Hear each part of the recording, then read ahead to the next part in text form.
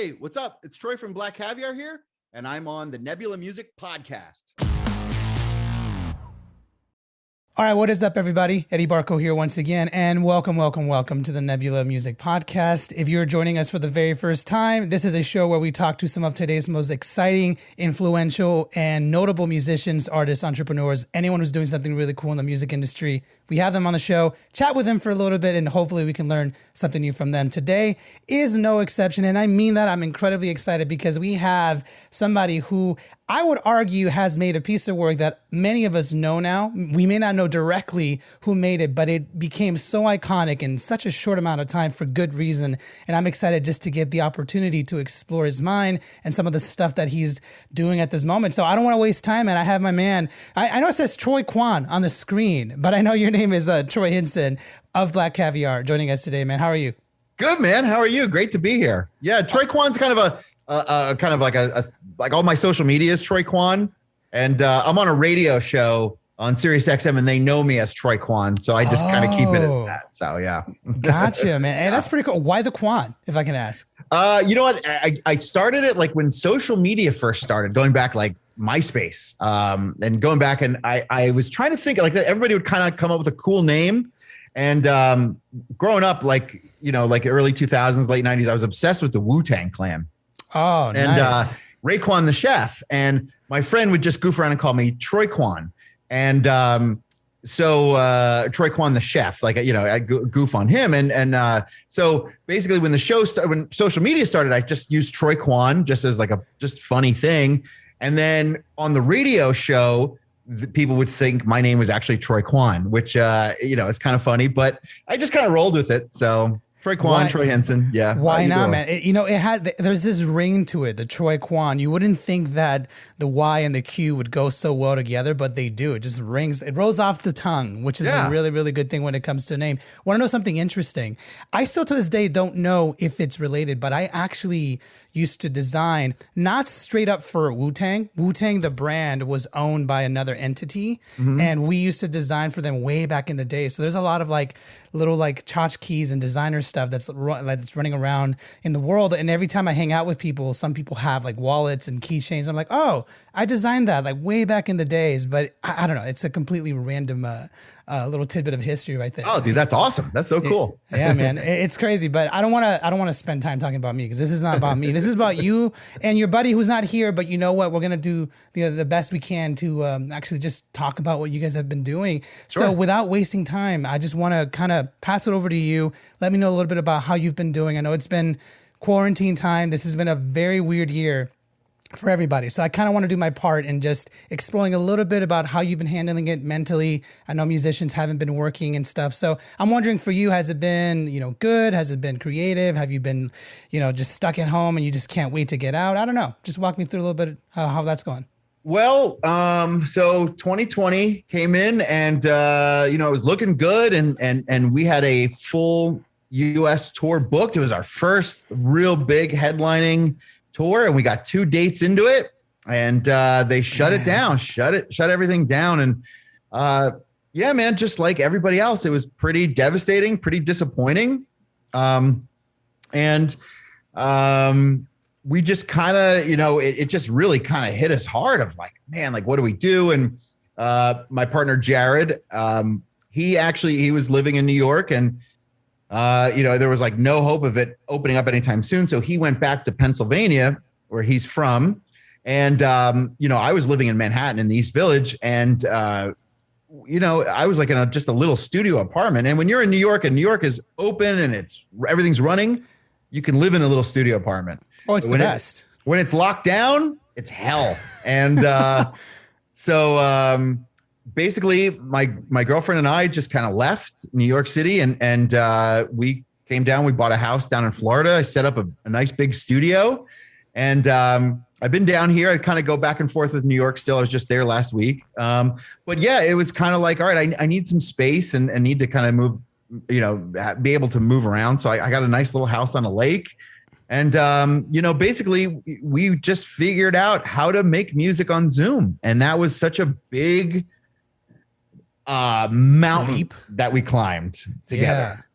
Because, it was like, what do we do? How do we make music now that we've made music as Black Caviar for about 5 years, sitting in the same room and kind of vibing off each other? And what do we do? And so, when, the lockdown happened, everybody's jumping on Zoom. It's like, oh, you can screen share. Let's just try to give this a shot. And, the audio quality isn't the best, but you can still I can see his desktop and we can work on stuff that way. And we just found it so liberating because we didn't have to travel to each other's places anymore. And we could literally be like, hey man, at 5 o'clock, do you want to jump on Zoom for like an hour? It's like, yeah, let's just jump on. And we jump on and just kind of work for a little bit. They're like, all right, man, I'm going to eat some dinner. I'll talk to you later. Cool. And we just found that to be an awesome way to write music. And I feel like we've written some of the best music we've ever written so far. So, dude, how fantastic. What's interesting about this is, again, I'm very lucky that I get the opportunity to talk to different people and just analyze different perspectives, just like you probably do the same thing too. Mm-hmm. And what's fascinating about this time period in particular is everybody who's a creative, not necessarily just musicians, they've all handled this incredibly different, and some good, some bad. I just had somebody else on the show who talked about how they absolutely hated it. They love the in-person aspect of music. Like they loved going to the studio. They loved getting together, scheduling it all. Basically everything you described, they loved that. And now the fact that everything is virtual, they're like, nah, that's just not for me. I cannot wait until I get out of the house. And I don't know. I'm wondering why specifically for you do you feel like it's just the best? Because I think there's no good or bad side to it. I think it just depends on what your workflow, right? But for you, it seems like it works perfectly. You're just going for it. I don't know. Why do you think that is? Well, I think there is something to be said with sitting in a studio and working with somebody. There is a natural vibe, whether it's like, say you're smoking a joint or something, you can pass the joint and kind of be you're both in the same mindset, or, working with a vocalist is definitely easier in person where you can be like, hey, try this. Or, like you step up to the mic and like, hey, sing it like this. Or so those kind of things. I think, we're so deep into writing music. We've been, Jared and I, my partner, have been playing music since we were, we've been touring since we were kids. Like we've toured the country. We've toured all over Europe with different bands. And I think we're just kind of like, you build your studio and you're kind of comfortable in your zone. And I just think that's why it kind of worked for us. And, we still kind of do other jobs. We still have other projects. Black Caviar is sort of like one little facet of what I do and what Jared does. So I think, the fact that we can be comfortable in our areas and come together like that, I think that's kind of what helps us creatively. But yeah, dude, there is something cool about being, with somebody else, with a group of people or somebody else, or even just like picking up instruments and just jamming together, and trying to come up with like, a cool idea, or even just messing around, like, playing like, old punk songs or something, there is something about that magic of being in the same room together, Yeah. How did you and Jared meet? I'm wondering that. So we're both from Pennsylvania. I'm from a town called Allentown, Pennsylvania. Jared's from Reading, Pennsylvania. And, when we were growing up, there was just a really good music scene. And, we played in different hardcore bands, and my bands would play with his bands. And he was always just like a cool guy that, we'd always kind of, hang, and even after the shows. And we always stayed in touch. And, he did a couple other projects that were really cool. He did a band called Inner Party System back in the early 2000s. And I was in their first video that they put out. So, we've been friends for a little while. And then, we were going to work on we were thinking about starting like a metal project. And we actually kind of started it, and I had a couple songs, and I don't know, we just got drawn to like house music and making like ridiculous house music, funny house music that would make us laugh. And, well, what does that mean? Like really funny house music? What do you mean by that? Well, some of our songs have a little bit of a humor element to them. Like one of our early songs called Disco Drum. And one of our friends was Japanese, and she came over and just started speaking Japanese in a song. And we're like, okay, let's just make a song out of this. And then one of our songs, Coco, it was called Cocoa Puffs. But, it was like, we would sit down and we're like, let's figure out how to sexualize cereal. How do we make serial sexual. So these little things that just like are just inside jokes to us that kind of have like a little bit of humor. And then just I'm a drummer. I grew up playing drums. Jared was a drummer, so we love rhythm. So for us musically, that's just so important to the Black Caviar sound, is the rhythm of the music. So that's which it's very obvious when you just real quickly just listen to some of your repertoire. It's so obvious that rhythm is so important to you too. That's crazy. I didn't know that both of you guys were drummers. I'm a drummer too. That makes three of us. Yeah. I'm wondering, clearly I think you grew up, like you were mentioning, a little bit like in the metal punk scene. Mm-hmm. What kind of drummers were you into growing up? Oh, I just played growing up in high school, I played in just like hardcore and punk bands. And then I moved around. I played bass in a couple bands and I sang in a couple bands. As far as drummers go, Jared's a far superior drummer than I am. Like he's like a legit drummer. Like I can kind of keep up. Like I can do blast beats, pretty good. That's it. I can never do a blast beat, dude. I can never just those things are fucking hard. I don't know how people just keep the wrists going that long. It looks like it hurts. Yeah, it is, and it gets tiring. You're after a song, you're just like, I'm tired. I feel like taking a nap. Wait, are you just doing that rebound thing where you're just kind of like letting it bounce and picking it up? Yeah, you're just bouncing it off the snare. I got it. Do you do that on the ride as well? Or just is that just on the snare? Yeah, you can do it both. Yeah. I mean, I'm talking to like high school. Like if you heard me play, you'd be like, dude, you suck. Well, you know how it is. I mean, in pop music, all you got to do is that 4 on the floor thing. That's all you need, and you can play almost any single pop song. And it's a cliche, but it's also true. Yeah. But so you guys were basically in love with drums, and your music became very rhythmic because of that. You were making joke music. So what happened after that? You guys just kind of started toying around with different ideas. You guys were working on different projects. Like what happened after you guys started working together? Yeah, so we basically, we grew up in a time where you'd actually have to make a physical copy of your music and give it to people. And when we started Black Caviar, that's when, Spotify really started kind of coming up. This is about like 6-7 years ago. And it was like, oh, you mean you can just upload a song to here and then everybody can hear it if they want. And it was like, oh, and you can make money on this. And it's like, oh, just going on like DistroKid or TuneCore. And I was like, well, let's just make music and just put it up there and just see what happens. Everything was self-released for like the first 2 years.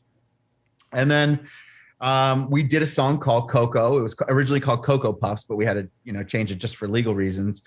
And it was a sexy cereal song. Love it. Yeah, exactly. And we did it. We did it with our friend Jared. At that time, worked at Republic Records. Nice. And so this song started gaining some momentum in the UK, and we started getting some labels reaching out that wanted to sign the record. And Republic got wind of this and was like, well, Jared, you work here and like sign with us. Like we're the biggest label in the United States.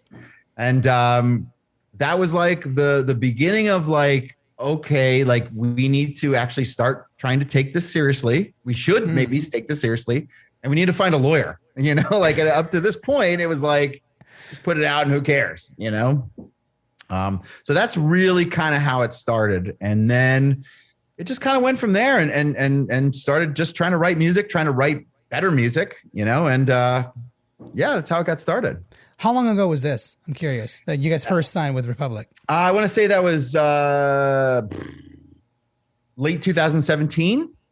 Oh, okay, so not too long ago. For whatever reason, and don't get mad at me, but to me it sounded like you're talking about like a while ago, like maybe like early 2010s. But 2017, that's not that long ago. But you guys have done a lot since. Yeah, I guess in like, dance music terms or in music terms today, like, that was a long time ago. It feels like especially after the pandemic, it feels like a lifetime ago. Yeah, man, that's crazy. That's like, that's a long time ago. Well, one of the things I'm a little interested in, and maybe you can help me understand it a little bit better, is as I interview more and more, I would call, I don't want to say producers or like electronic producers, but there's a lot of people in the electronic scene that come on the show. And I am also a producer, but I kind of produce for a lot of different genres. And one thing that I find fascinating is the reason why people start to get interested in electronic music, whether it's house, trap or whatever it is, there's always different reasons why that happens. And the backstory behind that is even more fascinating. Like for me, I'm a drummer that I grew up playing in a lot of singer-songwriter, Latin stuff like that. And then one day I saw a show and everything changed. But I find that a lot of other producers grow up going to shows, and then over time they start to like get confidence, like, oh, maybe I can do that. And then your story is you grew up playing in bands, you liked punk and metal and all that stuff, and then all of a sudden you decided to start making funny house. Like to me, like I'm trying to figure out where the paths interject at that moment. And I guess what interested you in that style of music? I guess I should also say, growing up with playing in punk and hardcore and going to hardcore shows and being in the scene, there was also where we grew up. There was in Allentown, it's an old factory city. So when we were growing up, they gutted a warehouse in downtown Allentown and put a sound system in it and started throwing raves. And I was real into skateboarding. I wasn't, real into dance music. I kind of liked it, but I'd go to these raves and they put in skate ramps inside. So there was a rave going on with skate ramps. God damn, that sounds awesome. Oh, holy dude. Holy shit. Legally now, there's no way they could get away with it. I mean, people would break their arms and it was just, just today's standards, there'd be a lawsuit just waiting to happen. But wait, this was in Pennsylvania? Yeah. Oh, yeah. Dude, why was I not there? Jesus Christ, that's awesome. Dude, it was awesome, man. It was awesome. And, really cool, like Diesel Boy and all sorts of like really big, like DJs would come through there and you'd be listening, we'd be skateboarding and then you'd just be like, yo, this is fucking sick. Like, listen to this music and this sound system. And, I fell in love with like jungle, fell in love with drum and bass. And of course, house music, just four on the floor dance music. So, that was always in my blood and I always loved dance music, rhythmic dance music. And then as this kind of progressed and you just see like, you start experimenting with sounds and stuff like that. And it's like, oh, like it just became fun to make party music, as opposed to just, writing metal songs on a computer, that like not too many people would hear other than like me and my buddies. So, yeah. In your opinion, what makes a good house song? And I know this sounds generic, but because I'm not too familiar with that genre. I like other genres too, and I love house music, but to me, it sounds very vibey. Like the ones that I've heard, you can get in the zone and you can just vibe with it for a very, very long time. But again, it sounds so fascinating that if you're skateboarding, to me, house music isn't something that I would imagine it's like pumping through your veins. Because I used to skateboard too as a kid, back in like those Tony Hawk days and shit, ska music and metal, all that stuff. House music to me sounds a little opposite of what would make you feel like, yeah, this is the shit, even though it's a great, great genre. So I'm wondering, in your opinion, what was it attractive about it? And in your opinion, what makes it what makes a good house song, in your opinion? Well, I think back in the day, we were just, you have a skate ramp and there's a fun skate ramp and there's a party going on and there's girls everywhere that are like, hot raver girls. So that, but I just think you were there and you were just kind of absorbing it as like, it was just, you were just in the element of it. But yeah, it is kind of weird. You don't think skateboarding and house music goes together.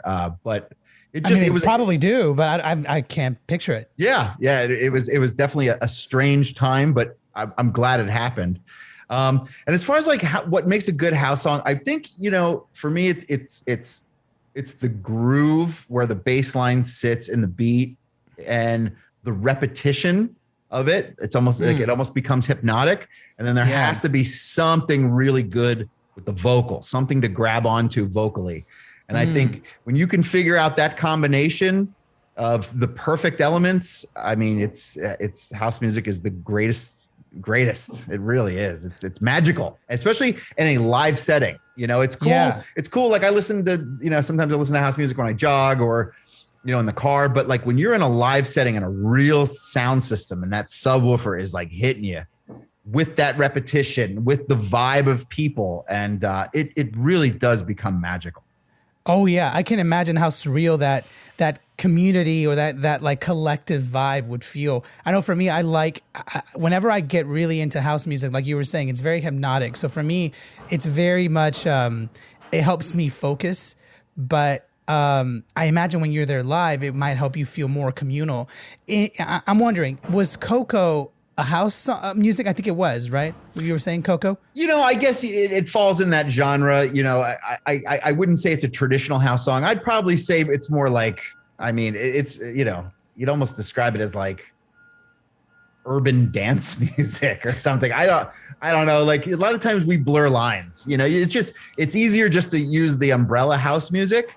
But like a song like El Camino that we did, that it's almost like we wrote that song. Like it's hard to say that it's house music because we almost were like, we looked at it as the mindset of like, this could be a Pitbull song. Let's pretend we're writing a song for Pitbull, just as like a goof, like, just getting high and hanging out with friends in studios. And so I guess you could call it house music, but I don't know if it's technical. If you're a house music purist, I don't know if you would call it house music, but it's like 124 BPM, 4 on the floor dance music. So, with an open hi-hat. So, it gets the job done. It gets the job done. Yes. Yeah. Give me 1 second. I like an amateur. I left the window open here. Hang on. Oh, no problem. Just this giant ass truck right outside my house. Anyways, one thing I'm curious about is you mentioned how Coco succeeded. It was starting to gain some traction, and therefore, in a weird way, this is kind of what started your career. You put out you put out some music that you were just having fun with, and then at some point, one of them, which was Coco, started doing really well. I'm wondering, in your opinion, did you feel like all those elements that we just talked about, were those really, really well implemented into that track, or what did it do well just randomly, just because it was just a good song at the right time, at the right moment? I don't know. I'm just wondering. I think that was the perfect storm of those elements where it's super rhythmic. The bass line grooves really cool. And there is something there vocally to grab onto. And, and it's like, it's that thing that gets caught in your head. And a lot of times when we write music, we try to write, instead of writing like a verse, chorus, it's like we almost try to make like a chorus. So there's multiple things that could get caught in your head, So that's one of those songs where the different parts are definitely catchy. So yeah, that was kind of like the perfect storm of all that put together. And the lyrics are just funny. It's just ridiculous, I love that that's what started it. I love that it was just something that was fun for you, and you just put it out there and it resonated with people. Do you feel like that's something that you still do to this day? Like you approach all your music with this? I mean, we kind of touched on it a little bit in the beginning, but I'm wondering if you still have this playfulness when you approach your music, or is it much more refined and much more, I don't want to say formulaic, but maybe you have more of a formula now that you follow as opposed to just, let's see what happens, if that makes sense. Yeah, I think, every once in a while we'll go down and start going on a path where we start trying to do like a little bit more like straightforward songs. And then, something happens where we just get derailed. Like we just put out an EP, and one of our songs on the EP is called Own My Own Masters. And great song. I listened to that. That was thanks, dude. Yeah. So that one's basically like, basically we would always laugh when rappers would just be bragging about things that, just are ridiculous to brag about, and we just always would be so funny to brag that you own your master tapes. And like, no one's really done that yet. No one really bragged about, I own all my own master tapes and I own the publishing too. It's such a funny flex. And so, we still do it, man. We still have that playful, like just ridiculous, Yeah. I love that. For some of you guys, there's a big percentage of people that listen to the show who are not musicians. They're just interested in music. Mm-hmm. I know I'm going to get some questions on this. To clarify this, friends have asked me about this too. When you hear musicians talking about masters, they're talking about like owning the actual sound of the music. And maybe you can help me explain a little bit better. But it's basically when you go to record a song, most of the time labels will pay for you to go do that, and then they own that recording, and you own like the writing process of it to some degree, but they own anything that you step into the studio. So when you own your masters, when you hear like the whole Taylor Swift thing and other things, it means that they own the sound, and so therefore you own the part of it that can basically make money, because the sound is, anytime you hear that song anywhere in a movie, commercial, whatever, someone's getting paid, and it's usually the label, the one that paid for the recording. Right. So owning your masters, it's a big deal, and to have that flex, I'm surprised. Do you think you're the first one that's actually like flexed that on a song? I don't know. I guess I should probably Google it to see if anybody's ever done it. I haven't seen anybody else. It hasn't come up. We wrote this song like, I want to say almost 2.5 years ago. So we just released it, but we've been sitting on it for a minute. Yeah, it's basically, yeah, that's what happens is, you sign to a label and they own that physical recording of that song. So that's why like Taylor Swift went back and re-recorded her song. Because she owns those versions. Yeah. She owns those versions. And it's just one of those things, man, like with the internet and Spotify and those kind of like streaming services, like that's the future of music. That is 100% the future of music is owning all your own shit and just collecting those royalties. And it's it's an exciting time, really, that because it went from dude, you heard stories from the 50s and the 60s of like just these artists just all the way through 80, especially in the 80s, in the 90s, these artists just getting hosed on their songs, where they sign off all their royalties, they sign off their masters, they sign off their publishing, and the Beach Boys are broke because they signed all their shit away, so it's cool that it kind of reversed, and it's the power is getting back in the artist's hands, which is a great thing. It's a very good thing. You ever hear the story of, I watched this in the documentary of Tom Petty. Did you ever hear that story of how he got, I'm not sure if it's the rights to his music or the rights to his masters, but essentially at some point in his career, Tom Petty got the rights to his music back to himself, which is rare. It still doesn't happen to this day. And he tells the story that he showed up to either the publishing house or the label, and he says that he sat in the lobby with a switchblade, just sitting there, just rotating the switchblade for hours until the owner talked to him and then gave him the masters back. And it's a very gray area story. Like when I watched it in that documentary, I sat there very skeptical, like how much of this is fluff? Like, I don't know if this is made up, but he did own his masters. So I don't know what he did to get them back, but I don't know. I just thought it was like a funny story. The lengths some people are willing to go to get those things back. Like that's an important thing, to own your masters. And the fact that we are kind of shifting into this world where it's way more independent than it ever has been before. You even shouted out Splice, which is like a platform that lets you just use sounds without having to pay anybody, other than just buying the sounds themselves. You can just make a song out of it, and all of a sudden you don't have to worry about all the the legal shit and stuff. You just can just put it out, which is crazy. Do you feel like that means that in our lifetimes we'll be able to see a world where I don't want to say labels won't exist anymore. Maybe they'll just evolve, but I don't know. I'm curious if you feel like that model is just going to be completely gone. Like no more labels, no more like a company owning everybody. Everyone's just kind of doing their own thing. I don't know. Yeah, I think they're still going to be around. I think they have to evolve. I think, I think they're going to be possibly more, they could go in a couple of ways. It could be more of like a one-stop shop where they help with merchandise, they help with touring, and they just kind of take a cut of the overall thing. And I don't want to like shit on labels because, sometimes you have a song that's moving and a major label will go in and just pour gasoline on it and make it now this huge thing where, sometimes you do need a label to do something like that. Or, even like, when we signed to Republic, they spent, they coughed up like, $25,000 or $30,000 for a video for Coco. So, and it's like, we didn't have the money to do that. So that was and that helped definitely elevate us. And another thing that has come out of the Republic records, assigning them, is they were really good with getting us synced in TV shows and movies. And, they just have a lot of power to do things like that we didn't have the power as independent artists. So, there are plus sides to signing to a label. I just think that it's now good where, you can get a song buzzing on your own. And then you can get a couple labels kind of, bidding who's going to get it. And as opposed to, being like, the servant to the label and, you owe them and they take everything and they're just wiping you clean, So you can still work with a label and have your integrity and still,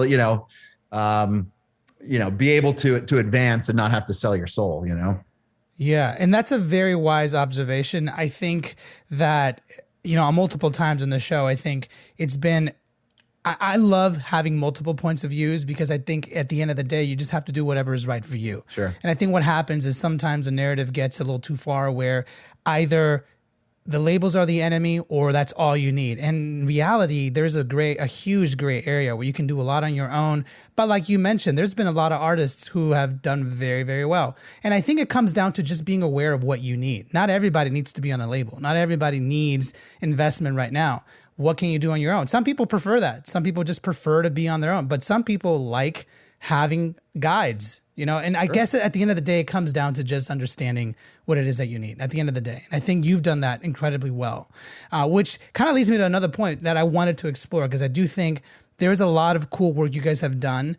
And I think lately a lot of buzz has been going around with one of your latest releases, which was done. I'm not sure if it was done independently before it was on the film or if it was done for the film, but I think you know which one I'm talking about. You're talking about the song that was on that Spider-Man movie that came out a year or two ago. I'm not so sure. Great movie. Your song is probably a highlight of that whole entire movie. So I'm wondering if you can walk me through a little bit of that process. How did that song come to be? Was it its own thing? Was it for the movie or maybe somewhere in between? I don't know.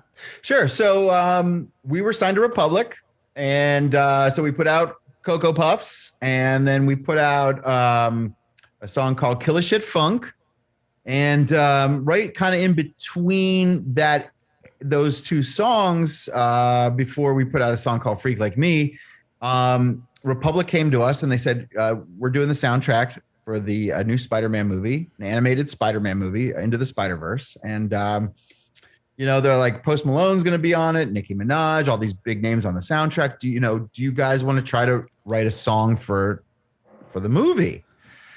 And they're like, this is the kind of the vibe. This is what we want. And we're like, yeah, sure. So one of the other artists that was signed to Republic at the time was Blackway. And he's just an amazing, talented rapper vocalist. Great voice too. Oh, incredible. And credible talent. I mean, just what comes out of him lyrically is it's insane. And so we got together with him and we put together an idea, and it was sounding pretty cool. And so we sent it in. So it was just kind of like, a little kind of, probably like a 2-minute song of just the idea of what they wanted. They gave us kind of like, it needs to kind of feel like this. It needs to kind of sound cinematic, but it needs to be hip hop. And it was like, okay, so, so we did it, we sent it in, and didn't hear anything, and we're like going about a day. And then, we're like, oh, I guess they didn't like it. We'd ask the label and they're like, oh yeah, we haven't heard anything, man. Sorry. If we hear anything, we'll let you know. And then all of a sudden it was like, so that was like early in the year of 2018. That was probably like January, February. We did it. We recorded it. So, March, April, May, June, July kind of go by. Damn, half a year. Jesus. I know. And we're just like, oh, it's a bummer. It didn't work out, but whatever. We didn't really kind of have any expectations really. It was just like, we'll take a swing. And then all of a sudden it was like approaching like August. And it was like, hey, we're using your song for the movie. You need to write another part to it. And you need to do this in like a week. And they were like, okay. And then they sent us a video of pencil sketches to our song, like what it's going to do in the movie. And we looked at these sketches and we didn't know anything. This is just like, hey, this is going to be the movie. And we're like, this sucks. This fucking sucks. Like it was like, this is terrible. This looks awful. But we're like, all right, they're paying us and Republic's behind it and whatever, and like, we didn't understand. We've never written music to an animated movie before. So you kind of thought, well, this is what it's going to look like on the screen. And it's like, this isn't good. So we did it and then we sent it in and then nothing, didn't hear anything. And we're like, okay, so like, well, maybe they're not using it. And then it was like, oh yeah. Then it was like, in October, November, they're like, oh yeah, it's in the movie. It's in the main part of the movie. And it's also going to be in an eBay and a McDonald's commercial, like right away. And we need you to do this. And it was like, hurry up and finish it. Hurry up and finish it. And then we did. And then, you go see the movie and you're just like, holy shit, this is a masterpiece. Like this movie's insane. And the whole journey of writing that song and doing that for that movie is just, this is wild. It was just such a wild experience of like, like, oh, this is cool. Oh, we're not doing it. Oh, we're doing it. Oh, it's not, it's like, it was all over the place. Yeah. But yeah, it was fun. You know what's crazy about that story, which I wish I'm not sure if we can show it, but I would love to see those sketches if you still have them, maybe just privately, because that would be so interesting to compare what you got, the concept art that you got and what we got on the screen, because it is a masterpiece in animation and a lot of storytelling, especially as a comic book fan myself, seeing something like that on the screen was a huge, it was just a really cool thing to see justice be done to a character that I really like. But then to see your song, not see your song, I guess both, hear and see your song in a way. That was such a huge moment in the movie, which I think if I can, I'm going to try and put a clip here. I'm not sure if I'm allowed to, but we'll see. I'll find out. But what's fascinating to me is the story is that you essentially wrote the song first. Did you know what scene it was going to be in? Did they give you an idea, or they were just like, hey, just write a song about danger and see what comes out? Is that kind of how it went? Pretty much. Yeah. They gave us like, What's Up? I'm pretty sure they had the title. They wanted to call it What's Up Danger. And then it was just kind of like a couple key points of like, try to this kind of vibe, this thing. Yeah. And then, we had no idea. I didn't even know till I went to the movie theater to see it, like what was involved. Like, I just didn't even, like they didn't give us an advanced copy of it or anything. It was just kind of like, and it felt like it was pretty close to down to the wire of them just kind of, this is the release date. Like, we got to get this done. So yeah, it was a very wild experience. Yeah. Do you think that your song had something to do with the way that scene played out? Like, do you think when they heard your song the first time, or maybe the second time, the animators got new ideas on how to frame that? Because clearly, even though their communication kind of sucked, but that tends to be the case in the film industry, I would like to think that your song, in a way, influenced how that was going to play out because it just fits so perfectly. I don't know. I'm wondering if you ever thought about it, like maybe your song actually shaped that.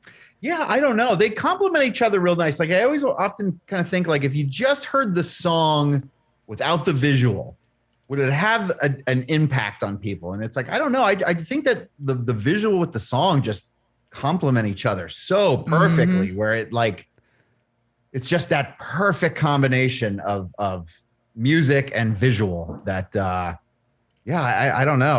I'm sure. Yeah, I'm sure they were jazzed on it once it was all kind of, they heard the song and they're like, wow, this is, maybe they, I don't know. I'd love to know their thought process behind that, but. Yeah. Since that moment, since you've had a very good experience, which I imagine the experience of watching the movie and then hearing your music, that's always a really cool experience. But to have such an iconic moment where it fits so well, I would say that's one of the rarest experiences you can have in terms of music. Do you find yourself wanting to do that again, like often, or was that just because it was so random?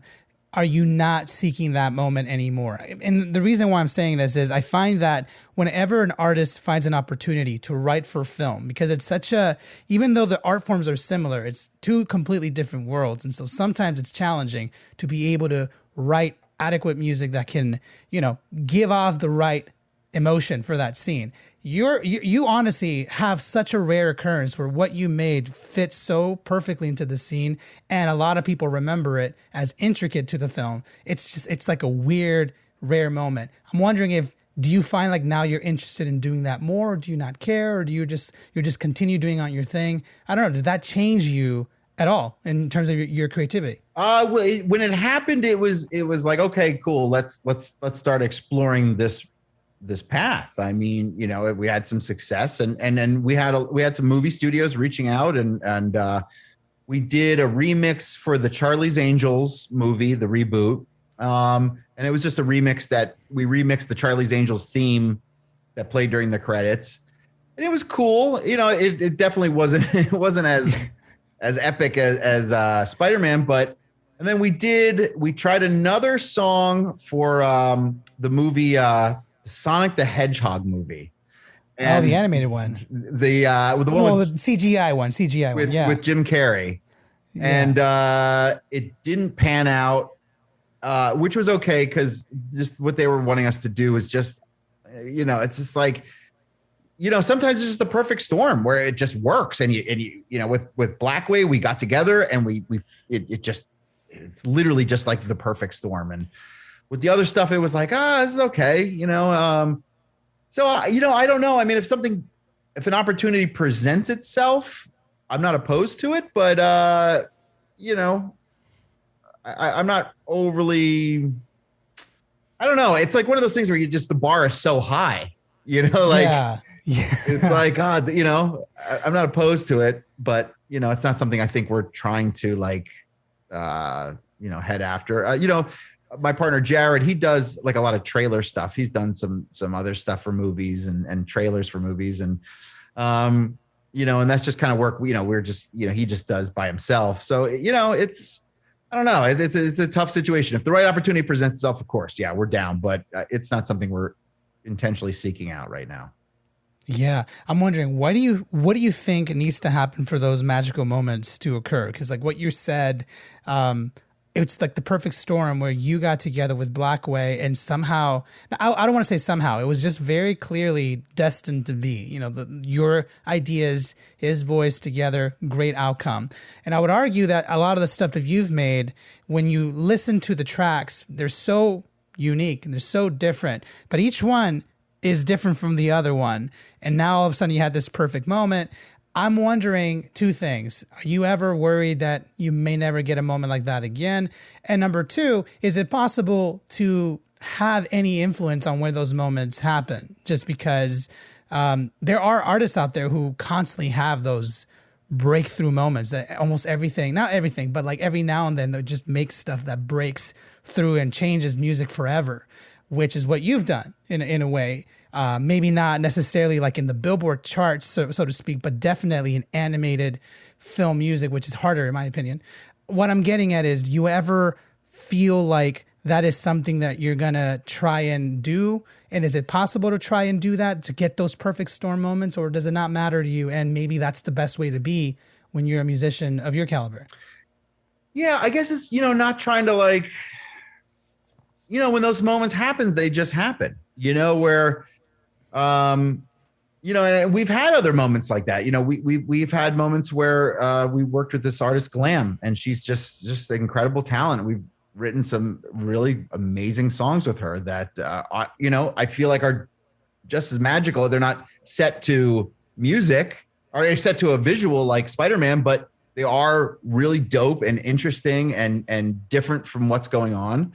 You know, I guess it's pretty much, you know, with this project with Black Caviar, it's really just wanting to just kind of follow our gut and make music we want to make. That's, you know, I think with the Spider-Man song was really a blessing and a curse to us in many ways, because we started out as very kind of dance music, like 120 to 124 BPM, 4 on the floor dance music. And classic then, BPM. Yeah. And then this came along and it was like theatrical hip hop. And it's by far the best streaming song we have. So, you know, now people that would be interested in that are hearing what we do normally. And they're like, what is this? This doesn't sound like, you know, and then after that, we did try to do a couple more. We try to go down that road again with Blackway, and we try to do some other songs with them that were in that What's Up Danger kind of world. And it just didn't feel right. It just didn't, it felt a little forced. And we kind of backed out of it. So I think for us, man, like honestly, it's just, we just want to keep it fun and enjoy what we do. And if that moment happens again, we'll ride the wave. If it doesn't, we're just going to continue making music that we enjoy making. And that's that, you know? Yeah. I mean, based off of that, I would argue the reason why it was so successful, and just you two in general, in terms of the music that you make, you guys stand out because it's this story that you just brought up is something that happens a lot. It happens to many musicians where one thing gets attention and then people come to check them out, and I don't know if it resonates or whatever, but there's a lot of people who they unfortunately form their whole identity around that. And that's not a bad thing. I should rephrase that. But I do find that when I check out your repertoire, when I listen to what you make and I listen back to all the stuff that you've done, you have such a free approach to your music that I would argue that that's why A Perfect Storm was able to form, even if it was just for a brief moment, because you aren't trying to chase anything. You're not trying to be anything that you are not. You're just literally making the music that you are making. And maybe after this moment, you're going to continue doing what you've always done, and maybe another perfect storm will happen. But I think when I hear your story, I continue hearing that echo and that proof that those perfect storm moments happen with people like you who are just doing their thing. And somehow they're right at the right moment. Mm-hmm. Not to say that you can't make those things happen when you want them to. I don't know. I think on average, I would say people like you who just are in their own lane, they just do what they want, show up, do this badass thing, and just continue going on doing whatever they fucking want, which is kind of the dream, in my opinion. I don't know. Yeah. And look, we've had some success with our other music too, with, syncs and in television shows and commercials and, and if that's kind of the lane that we're in, is just, our music sounds really good in commercials for, a car or whatever, like the Ford F-150. Yeah.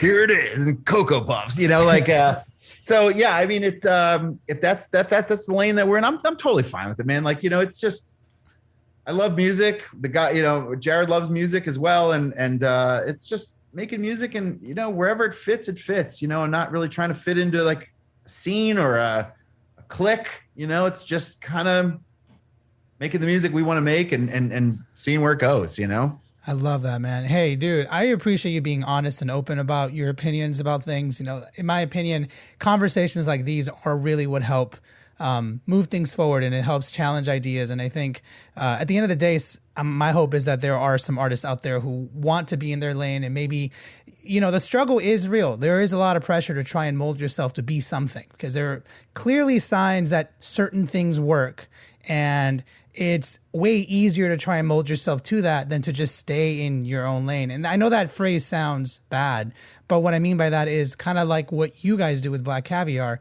You make what you like first, and that has led you down a lucrative path that I don't think would have been possible without you doing what you wanted first.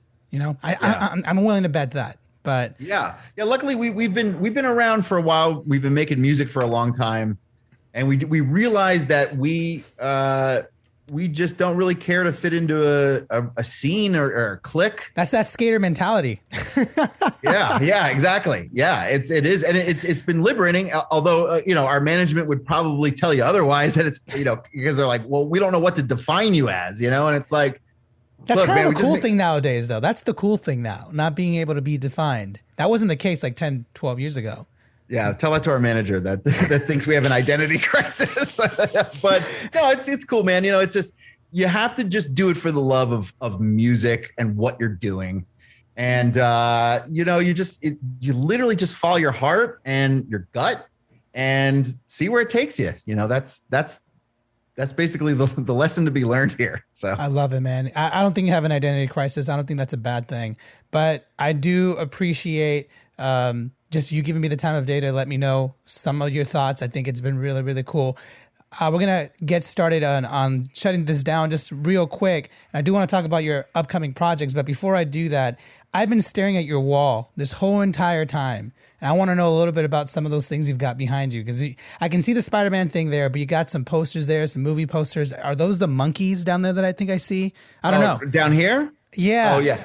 Yeah, so that was a band called Faith No More. They did some shows, and that was a tour poster. It looks like the Beatles from Sgt. Pepper. It does, but they're monkeys. Yeah, I'm not quite sure of that, but it's signed by all the guys from Faith No More. And then the singer from Faith No More was in a band called Mr. Bungle, and that's signed by the whole band. That was their first album that came out in like 91. And, that was a band I was obsessed with growing up, where they're just like, it's almost like circus music on acid. It's just crazy, just wild, just out there. This album really kind of shaped my mind of what you can do musically. That just was never. Was it in like the rock realm though? It was rock, yeah. Like Faith No More. I don't know if you ever heard of them from the 90s. They were more like they were a rock band, and then this is more avant-garde, but like jazz influenced mixed with death metal mixed with. I mean, it literally sounds like circus music at times. God damn. So that was signed by all the bands, and then this is Banksy. When I was living in New York, HBO did a movie called Banksy Does New York, and in the month of October, Banksy did a piece of graffiti in a different place in New York for each day of the month. And when I was living in New York, I would literally just ride my bike to wherever it was, and I take pictures of it and take video. And then HBO hit me up, and they were like, "Hey, we want to use your video and your pictures for the movie." What? That's crazy. Yeah. So that was from that. And then this right here, this is the Beatles in 1966 put out a record called Yesterday and Today. And it's called the Butcher cover, and they have doll parts and meat all over them, and it got banned within one day. And it's an extremely sought after collectible from the Beatles. And I got obsessed when I moved down to Florida doing flea markets and going to going to like different flea markets and finding records. And I found this record, and I was like blown away that I found it. So that, and that's Elvis over here. I found him at a flea market. Love that. And then this is the Beastie Boys. They're Check Your Head. I had all three guys from the Beastie Boys sign that. So that's sick, man. Yeah, I love your wall. It's a very interesting collection of history there. Normally, when I see walls like this, I always inquire, and there tends to be a theme. And obviously the theme is music here, but like it's so interesting. Banksy, Mr. Bungle, which I want to check that out, because insane carnival music, that you had me at that. I want to know what that sounds like, because I've never heard that before. Good for you, man. You seem to have a really good head on your shoulders. Really cool career. You're down in Florida, which seems to be like a hot spot right now. So many people are starting to move to Florida.